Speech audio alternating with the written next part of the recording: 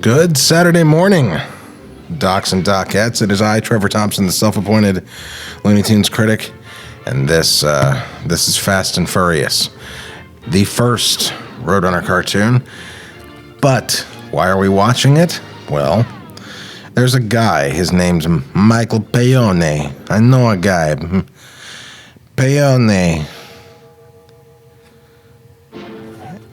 He requested that we do this. So, Mr. Payone.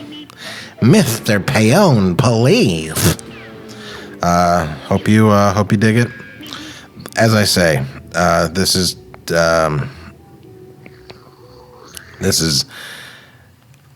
I'm gonna say the first appearance of the coyote, but it's technically not. And the reason I say it's technically not, and I'm saying this because I got into a heated debate about this on Facebook. Stupid Facebook. Apparently, the coyote was appeared in a Looney Tunes comic that came out like a few months before this, where his name was Kilroy Coyote. But, I mean, it's not the same. I mean, it's not him, you know? If you, I will say, if you look up the original, I mean, if you just Google original Roadrunner model sheet, you'll see the original designs that Chuck was working, out. They look very similar to this final design. And there you will see that at one time Chuck was considering naming him Don Coyote, which is obviously a reference to Don Quixote. Did you know that? No?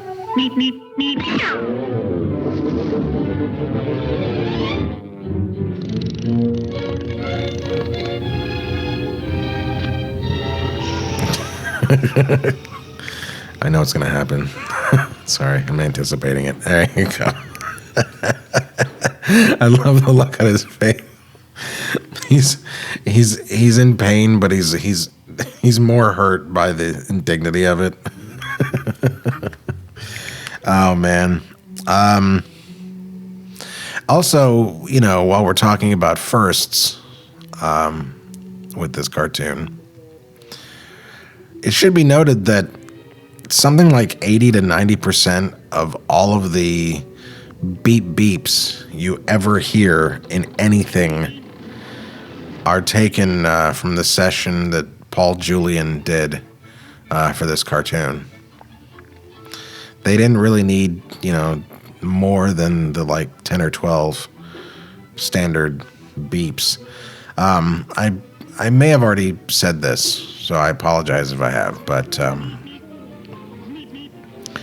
those beeps are background painter Paul Julian, and he had a habit of I don't want to say habit, but he would have a stack of paintings or something in his hand and would be transferring them from department to department, like to the camera department, I guess.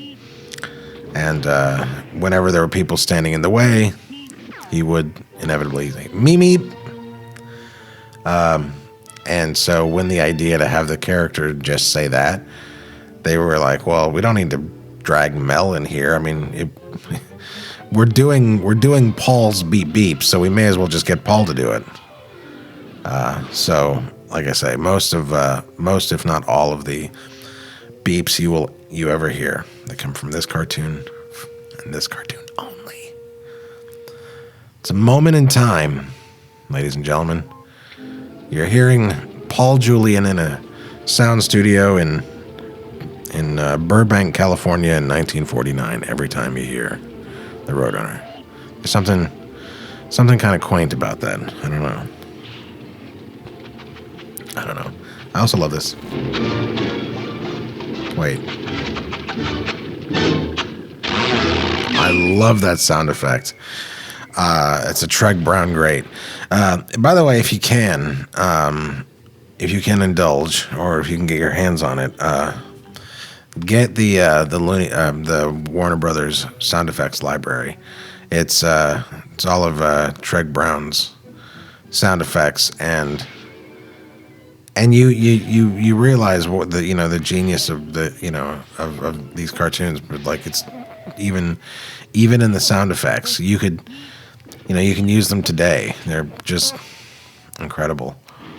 But when you don't hear them, in a mix, like with final, audio and the music, and also the seeing it with the picture and everything, when it's completely isolated and you're just hearing the sound, that's when you kind of realize what the sound is, and that's when you realize how genius this is. It's like, wait a minute, you're making the sound of a engine deflating, but you're not using an engine of any kind. You're blowing air through a cardboard tube, and like you've got a fan going past. It's like, it's just, you can tell what it is, and it's like you realize that you would never think that that's what it was in the moment. Just brilliance within brilliance. That's what these cartoons did. The Jones Motel, ladies and gentlemen. Where do you think the Jones Motel is, and who do you think? Look at his eyebrow there, changed color for a second. Anyway, that's it for this commentary, everybody. We will see you next week, and thank you, Mr. Payon, for the request.